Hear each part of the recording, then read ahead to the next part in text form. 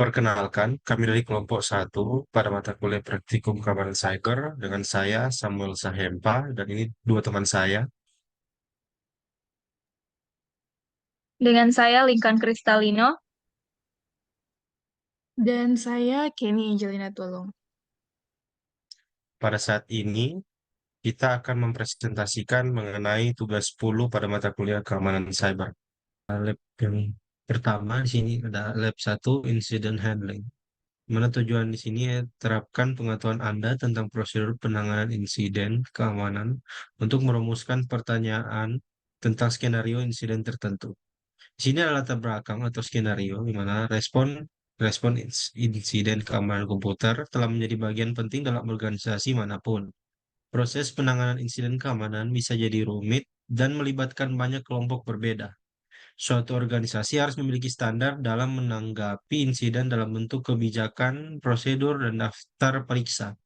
Untuk merespon insiden keamanan dengan benar, analisis keamanan harus dilatih untuk memahami apa yang harus dilakukan dan juga harus mengikuti semua pedoman yang digariskan oleh organisasi. Ada banyak sumber daya yang tersedia untuk membantu organisasi membuat dan memelihara kebijakan penanganan respons insiden komputer. Namun, publikasi khusus NIST 861 secara khusus disebut dengan topik ujian CCNA CyberOps SHCOPS atau SHCOPS. Jadi, publikasi ini dapat ditemukan di bawah ini. Ini ada link, kita bisa membukanya. Ini kita klik eh, kontrol kontrol klik. Oke.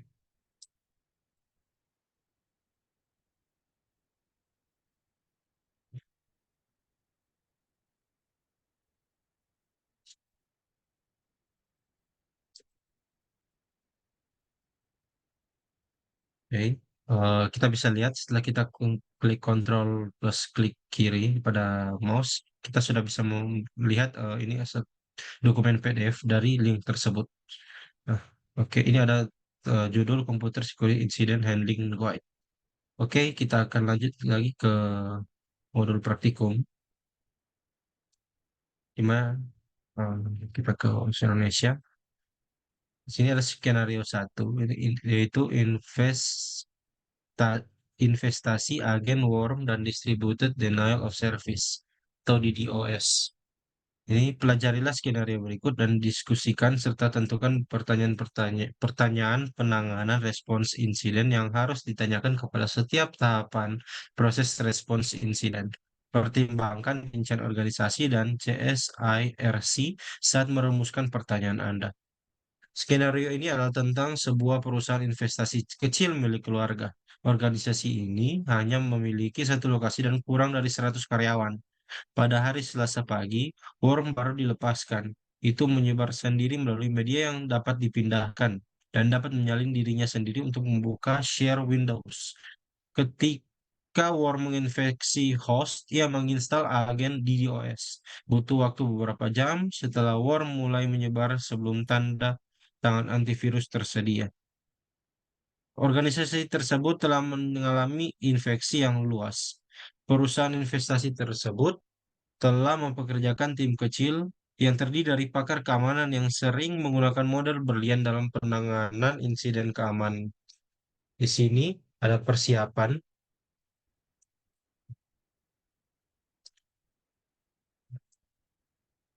Jadi persiapan ini ada jawaban. Itu yang pertama itu pengembangan kebijakan dan rencana. Itu apakah kita memiliki kebijakan dan rencana respons insiden yang terdokumentasi khusus untuk malware dan serangan DDoS? Dan yang kedua, apakah rencana respons insiden kami selaras dengan pedoman NIST SP861R2? Dan yang kedua, alat dan sumber daya. Sini, apakah kita memiliki alat yang diperlukan? Misalnya perangkat lunak antivirus, alat pemantauan jaringan, untuk mendeteksi dan menganalisis malware, dan apakah karyawan kita terlatih untuk mengenali dan merespons insiden keamanan, khususnya malware dan ancaman DDoS. Yang ketiga ada tindakan pencegahan. Ini, sudahkah kita menerapkan kontrol keamanan yang memadai untuk mencegah penyebaran malware, seperti menonaktifkan fitur auto run untuk media yang dapat dipindahkan dan mengamankan Windows shares. Dan apakah sistem kami telah ditambal dan diperbarui secara berkala? Sini ada yang baru, deteksi dan analisis. Ini aja kita menjawab. Yang pertama ini deteksi insiden. Itu pertama, bagaimana worm terdeteksi pada awalnya. Misalnya peringatan antivirus, aktivitas jaringan yang tidak biasa, dan apa saja indikator kompromi atau Indicators of Compromise IOCS untuk worm dan agent DDoS ini. Yang kedua, penilaian dampak.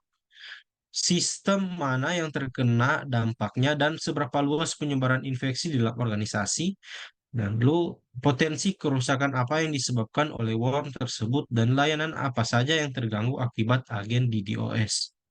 Dan yang ketiga, dokumentasi insiden. Tuh, apakah kita mendokumentasikan semua informasi yang relevan tentang kejadian tersebut, termasuk bagaimana worm tersebut menyebar dan muatannya. Lalu log dan sumber data apa yang dapat memberikan informasi tambahan tentang insiden tersebut. Oke, di sini ada lanjutan dan lanjutan tersebut akan dilanjutkan oleh teman saya, Linkan. Oke, pada bagian selanjutnya yaitu tentang pengendalian, pemberantasan, dan pemulihan. Jadi kami menjawab yang pertama itu strategi pengendalian. Pertanyaannya, langkah segera apa yang dapat kita ambil untuk mengendalikan penyebaran worm? Misalnya, memutus sistem yang terinfeksi dari jaringan. Kedua, haruskah kita menerapkan strategi pengendalian jangka pendek seperti memblokir lalu lintas jaringan tertentu? Sementara kita bersiap untuk tindakan jangka panjang. Yang kedua, upaya pemberantasan. Pertanyaannya, bagaimana cara menghapus worm dan agen DDoS dari sistem yang terinfeksi? Apakah pembaruan antivirus saja sudah cukup? Atau apakah kita perlu menggunakan alat khusus? Kedua, langkah apa yang harus kita ambil untuk memastikan bahwa worm tidak menginfeksi ulang sistem? Ketiga, tindakan pemulihan. Bagaimana kita dapat mengembalikan sistem yang terkena dampak ke operasi normal dan tindakan pemulihan data apa yang diperlukan? Kedua, apakah ada perubahan pada konfigurasi atau kebijakan keamanan yang diperlukan untuk mencegah insiden di masa depan? Selanjutnya, bagian aktivitas pasca insiden. Jawabannya yang kami ambil, pertama, pelajaran yang dipetik. Untuk pertanyaannya, apakah penyebab utama insiden tersebut dan bagaimana kita dapat mengatasi kerentanan ini untuk mencegah terulangnya kembali? Kedua, seberapa efektif prosedur tangkap insiden kita dan di mana perbaikan dapat dilakukan? Kedua, pelaporan dan dokumentasi. Sudahkah kita mendokumentasikan kejadian tersebut secara menyeluruh untuk referensi di masa mendatang dan untuk memenuhi persyaratan hukum atau peraturan?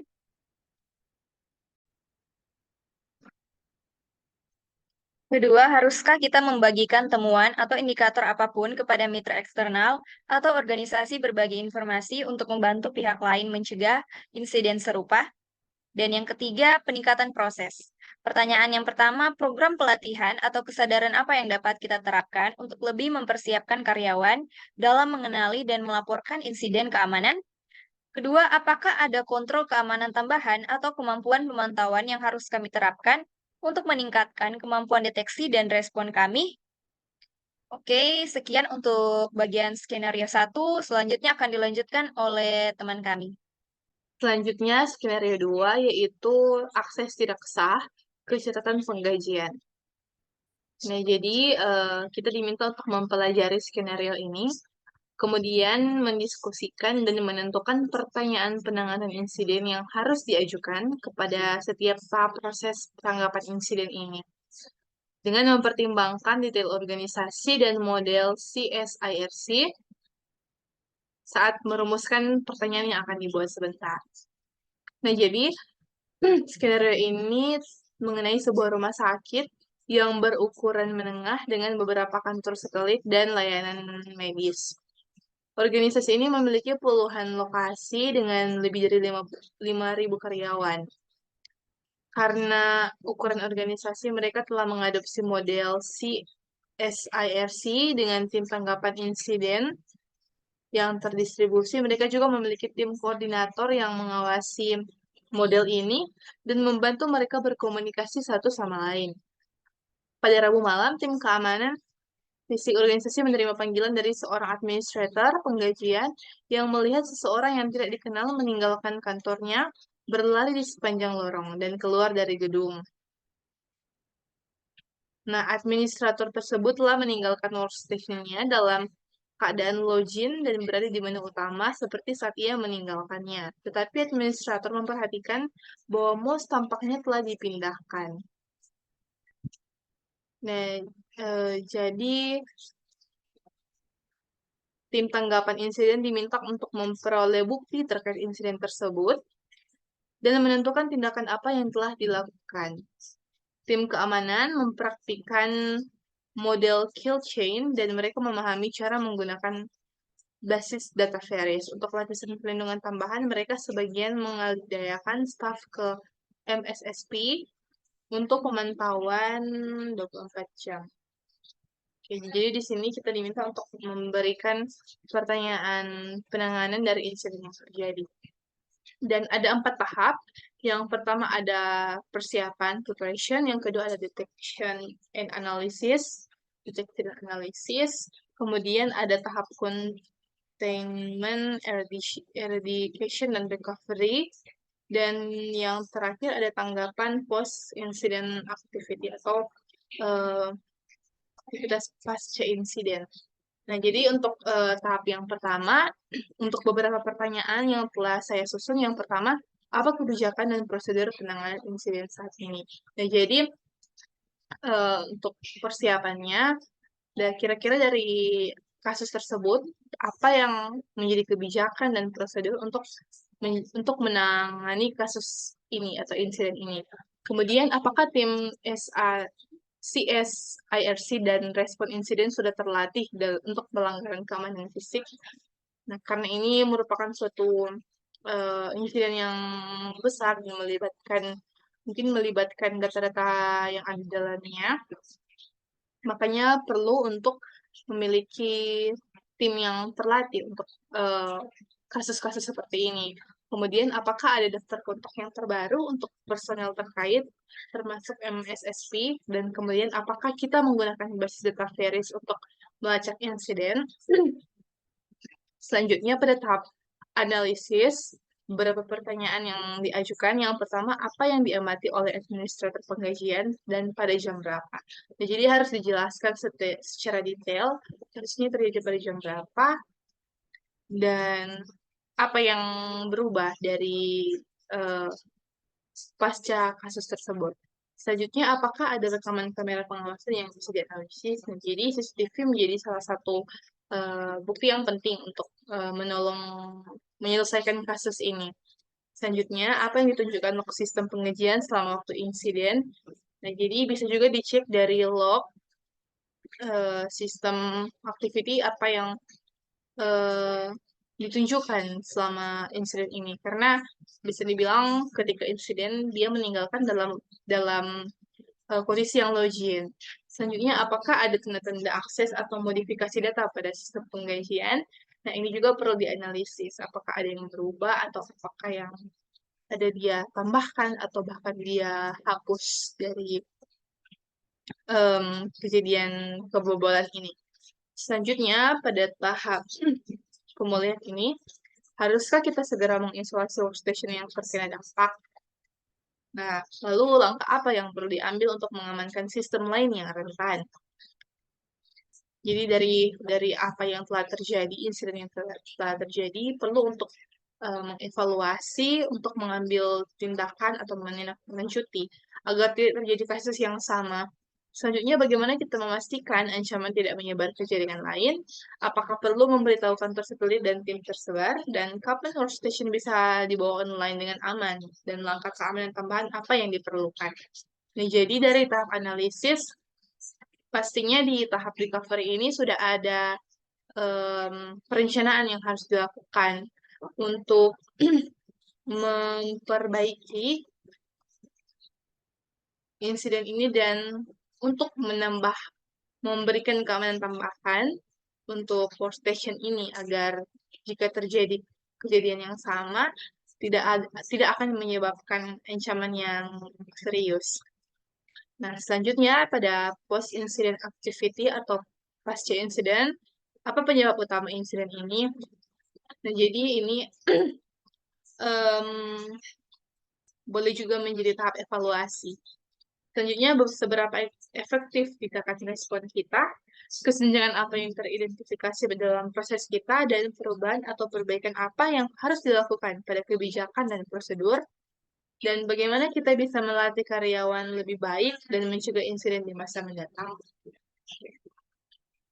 Jadi penting untuk menentukan strategi juga pasca insiden. Ya, jadi itu setiap pertanyaan penanganan. Selanjutnya, ada kesimpulan dalam menangani insiden keamanan di rumah sakit menengah dan banyakkan berkelit, pendekatan yang terstruktur sangat penting. Tahap persiapan melibatkan penguatan kebijakan, pelatihan tim respon insiden, dan memastikan daftar kontak yang selalu diperbarui. Pada tahap deteksi dan analisis, identifikasi bukti visual melalui rekaman kamera dan analisis log sistem kritis untuk mendeteksi aktivitas mencurigakan adalah kunci utama. Selanjutnya, isolasi workstation yang terkena dampak segera dilakukan untuk mencegah penyebaran ancaman. Proses pemulihan melibatkan pemulihan sistem dengan langkah keamanan tambahan dan pemberitahuan yang tepat kepada pihak terkait. Evaluasi pasca insiden untuk mengidentifikasi penyebab utama dan meningkatkan kebijakan serta prosedur adalah langkah penting terakhir untuk mencegah insiden serupa di masa mendatang. Nah, jadi sekian untuk lab incident handling dari kelompok kami. Semoga apa yang kami presentasikan, apa yang kami sampaikan boleh mengedukasi dan bermanfaat. Dan terima kasih.